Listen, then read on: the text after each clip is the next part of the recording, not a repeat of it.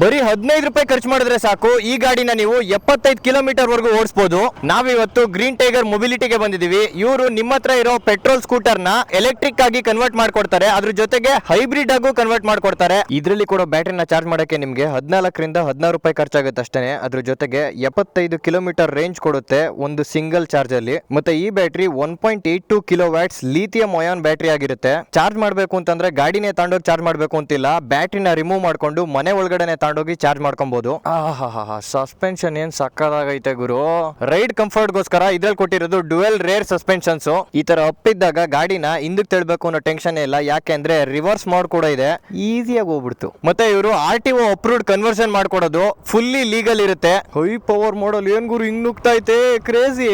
ಇದ್ರಲ್ಲಿ 3 riding modes ಬರುತ್ತೆ. ನಮಗೆ ಪರ್ಫಾರ್ಮೆನ್ಸ್ ಯಾವ ತರ ಬೇಕು ಆ ತರ ಚೇಂಜ್ ಮಾಡ್ಕೊಬಹುದು. ಗಾಡಿ ಕನ್ವರ್ಷನ್ ಅಲ್ಲಿ ಏನ್ ಚೇಂಜ್ ಆಗುತ್ತಪ್ಪ ಅಂತಂದ್ರೆ ನಿಮ್ಮ OEM ಚಾಸಿಸ್ ಮತ್ತೆ ಮೆಟಲ್ ಬಾಡಿ ಪಾರ್ಟ್ಸ್ ಹಂಗೆ ಇರುತ್ತೆ. ಇಂಜಿನ್ ನ ರೀಪ್ಲೇಸ್ ಮಾಡಿ ಮೋಟಾರ್ ಹಬ್ ನ ಕುಂಡಿಸ್ತಾರೆ ಅಷ್ಟೇನೆ. ಇದರಲ್ಲಿ ಬ್ಯಾಟರಿ ಇಂಡಿಕೇಟರ್ ಕೂಡ ಇದೆ, ಎಷ್ಟು ಚಾರ್ಜ್ ಇದೆ ಅಂತ ನೋಡ್ಕೊಳ್ಳೋಕೆ.